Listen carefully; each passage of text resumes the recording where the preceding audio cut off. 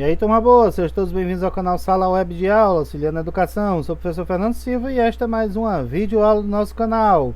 Então vamos para o nosso assunto de hoje.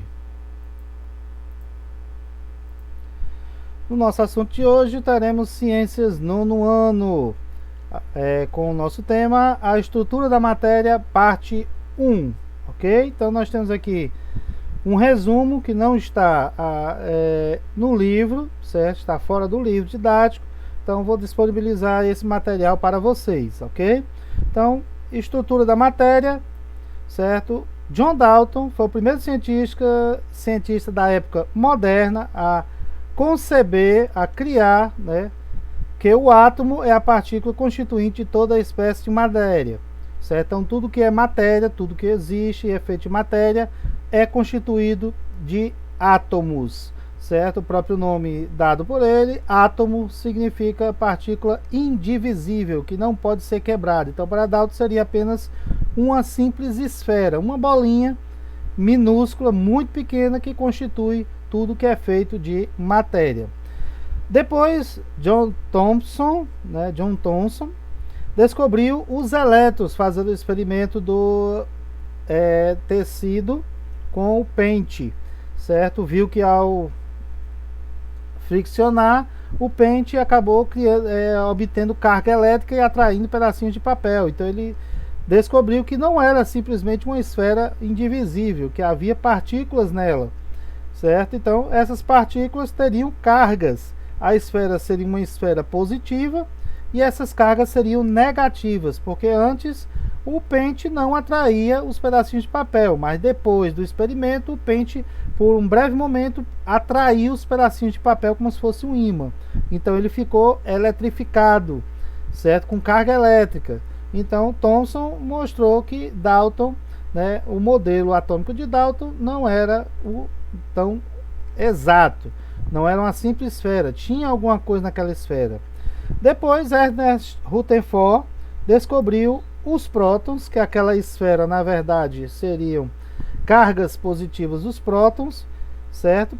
Partículas dos átomos que têm carga elétrica positiva. Então a carga que tinha negativa, eu tinha na minha esfera também a positiva. Por esse motivo é que eles eram eletricamente neutros, certo? A gente vai já falar aqui um pouquinho mais daqui a pouco, certo? Então Niels Bohr mostrou a seguinte maneira, completou os experimentos de Rutherford, apresentando que no centro desse meu átomo eu teria carga elétrica positiva e eu teria também partículas que não tinham cargas. Ele chamou de nêutrons, certo? Então esses nêutrons, o próprio nome já indica, não tem carga elétrica, partículas que não apresentam carga elétrica.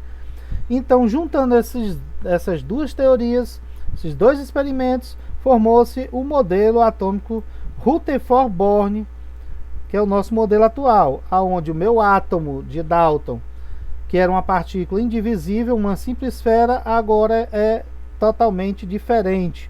Eu tenho, a minha esfera na verdade tem uma nuvem de energia negativa, que são os elétrons, e no seu centro eu vou ter um núcleo. O seu núcleo vai possuir, é onde vai concentrar os prótons, carga elétrica positiva, e os nêutrons não tem carga elétrica. E a eletrosfera, ou coroa, está ao redor do meu núcleo. Você vai encontrar as partículas de carga elétrica negativa, que são os elétrons. Então aqui eu tenho a exemplificação do átomo de hidrogênio, que possui um próton e um elétron, um positivo e um negativo, se anulam. E aqui é a minha camada de energia. Aqui eu tenho um átomo de hélio, tem um hidrogênio e tem um hélio, certo? Que eu tenho no meu núcleo, né, eu tenho 2 prótons, 2 positivos, 2 nêutrons, não tem carga, e na minha eletrosfera eu tenho 2 elétrons, ou seja, para cada próton existe um elétron. Se eu tiver 10 prótons, eu vou ter 10 elétrons. Assim, neutralizando a carga elétrica desse átomo, porque cada positivo se anula com um positivo. Com isso, nós temos a massa relativa das partículas atômicas é o seguinte, né? É considerado a massa, toda a matéria do átomo é considerado o seu núcleo, ou seja, o próton tem massa 1, nêutron tem massa 1. Já o elétron é considerado neutro, ou seja, a massa dele é 0, porque é tão minúscula que é desconsiderada, certo? Então, a massa de um átomo está no seu núcleo, certo? No seu núcleo, porque o próton e o nêutron são considerados 1, e o elétron, por ser tão leve, é desconsiderado nesse cálculo. Carga elétrica das partículas atômicas. O nêutron, já diz, é neutro, não tem carga elétrica. O próton é a carga elétrica positiva, mais 1, e o elétron, carga elétrica negativa. Então, por isso que o átomo é denominado, cada átomo é chamado de eletricamente neutro, porque para cada próton tem um elétron. Se ele tiver 50 prótons, ele terá 50 elétrons, ok? Para assim ficar 50 positivo com 50 negativo, carga elétrica nula, 0. O que seria o número atômico? O número atômico é a característica que vai diferenciar um átomo de uma substância de outro átomo de outra substância. O número atômico é representado pela letra Z maiúscula, é relacionado com o número de prótons do núcleo atômico, o número de prótons que tem no núcleo daquele átomo, certo? Então, como a gente viu agora há pouco, os átomos de hidrogênio têm apenas um próton, então o número atômico dele é 1. Já se ele tiver 2 prótons no seu núcleo, ele não pode mais ser chamado de hidrogênio, porque hidrogênio só tem 1. É por isso que foi denominado um outro átomo de outra substância, porque no seu núcleo tem 2 prótons. Então ele se formou aí o átomo de hélio, e assim por diante. Cada substância tem átomos que no seu núcleo tem número atômico diferente. Então, número atômico, número de prótons. Número de massa. Número de massa seria a massa do meu átomo. Vimos aqui que a massa do átomo está concentrada no seu núcleo. Então, qual será o número de massa representado aqui pela letra A maiúscula de um átomo? É o número de prótons mais o número de nêutrons. Então, eu somo a quantidade de prótons com a quantidade de nêutrons do núcleo atômico. Então, aqui no caso do hidrogênio, número atômico, 1.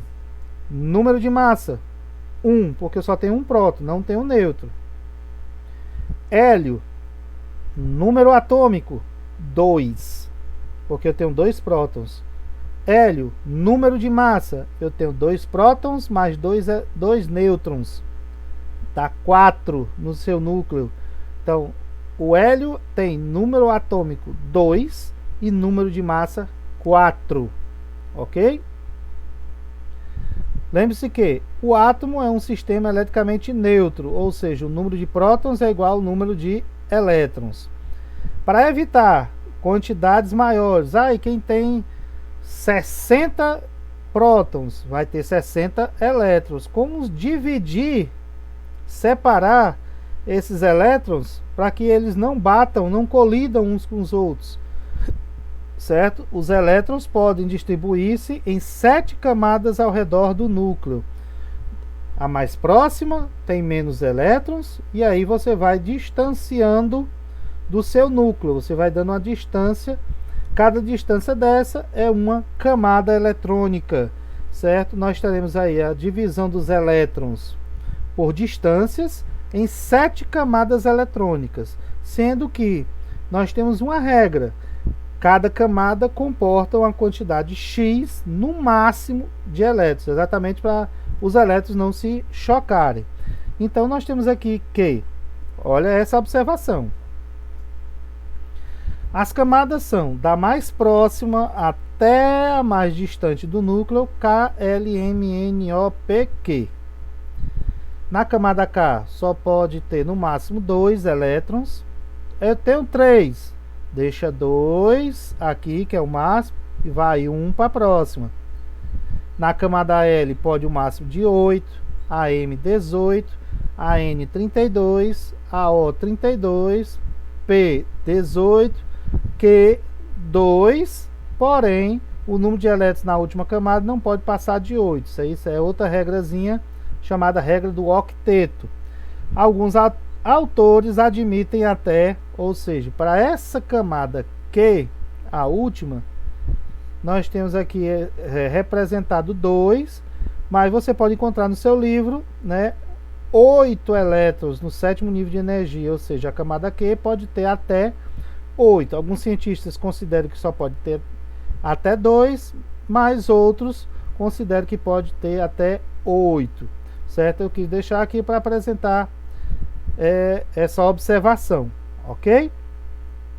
Então esse aqui é o nosso conteúdo, ok? Vou passar aqui para a gente recapitular esse nosso conteúdo através aqui do nosso PowerPointzinho, certo? Para a gente revisar, ok? Então, estrutura da matéria, parte 1. Vimos que John Dalton foi o primeiro cientista a apresentar um modelo atômico, certo? Para ele,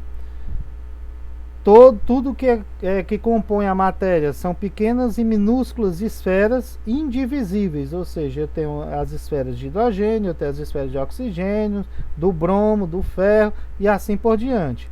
Porém, com os estudos avançando, nós tivemos vários modelos. Nós tivemos Dalton, certo, que apresentou uma esfera indivisível. Thomson apresentou que essa esfera teria carga positiva coberta por várias partículas de carga negativa. Rutherford apresentou aí cargas positivas e negativas e apresentando aí os nêutrons no seu núcleo, certo? E Niels Bohr apresentou os níveis de energia. Esses elétrons estão em camadas, em distâncias, dependendo da quantidade, cada vez mais distantes do núcleo, para evitar que ele se choque. Hoje a gente já tem até a teoria, né, do novo modelo, que seria a nuvem eletrônica, certo? Uma nuvem de energia, os quarks, certo? Mas isso é estudo mais para frente no ensino médio, ok? Então essa é a evolução dos modelos atômicos. Falamos de Dalton, Thomson, Rutherford, Bohr, o nosso modelo atual, modelo Rutherford-Bohr, certo? Falamos em número atômico Z, que é o número de prótons, e número de massa A, que é prótons mais neutro. Então nós temos aqui um exemplo de situação. Um átomo possui 10 prótons, 10 elétrons e 15 nêutrons. Sabendo disso, determine o número atômico, os números atômico e de massa desse átomo. Número atômico, número de prótons. Número de massa, prótons mais nêutrons. Então, nós temos que se o Z é o número de prótons, Z é igual a 10 prótons. Se o A é o que tem no núcleo, prótons mais nêutrons, eu tenho 10 prótons e 15 nêutrons, 10 mais 15, 25. Então, bem simples, número atômico é 10, número de massa, 25. Segunda situação, o número atômico de um elemento químico é 15. Então, o Z é 15. Seu número de massa é 35. Quantos nêutrons existem em seus átomos, certo? Desse elemento químico. Então, agora a gente vai tentar descobrir quantos nêutrons ele tem lá no seu núcleo. Então, vamos pegar a seguinte situação. Z corresponde a prótons. Número atômico 15. Então, ele tem 15 prótons. A é o número de massa. É prótons mais nêutrons. Nêutrons é o que eu quero saber. Então, no núcleo tem prótons e nêutrons. Eu já sei quantos prótons tem, 15. Como saber quantos nêutrons tem? Se no núcleo tem prótons e nêutrons, eu já sei os prótons, basta diminuir. Ou seja, o número de nêutrons é o número de massa menos o número de prótons, ou seja, o número atômico, certo? O nosso P. Então ele tem 35 no núcleo. Se no núcleo tem 15 prótons, 35 menos 15, tem que ter 20 nêutrons para poder ter número de massa 35. Ok? Níveis ou camadas eletrônicas. Eu tenho da mais próxima a mais distante do núcleo com a sua quantidade. Então aqui eu quis colocar como você encontra na maioria dos livros: 2, 8, 18, 32, 32, 18 e 8. Camada K só pode comportar 2, a L 8, a M no máximo 18 e assim por diante. Certo? Então, como utilizar isso numa situação problema? Um átomo possui 15 elétrons. Faça a distribuição desses elétrons nas camadas eletrônicas. Então, como ficaria? 15, camada K, pode ter no máximo 2. Então, se eu colocar 2 aqui, vamos sobrar 13. Mas a camada L só pode 8, não pode 13. Daí, se eu colocar 2 aqui na camada K, vão sobrar 13. Como a camada L só pode 8, eu deixo 8 e passo 5. A camada M cabe 18. Então 5 não é maior do que 18. Então a distribuição dos elétrons nessas camadas é: camada K, K ficou com 2, a L ficou com 8 e a M ficou com 5. Eu distribuí os elétrons. 2, 8, 5. Eu tenho os 15 elétrons distribuídos. Ok? Então, esse aí foi nossa explicação. Vamos aqui para nossa atividade, certo?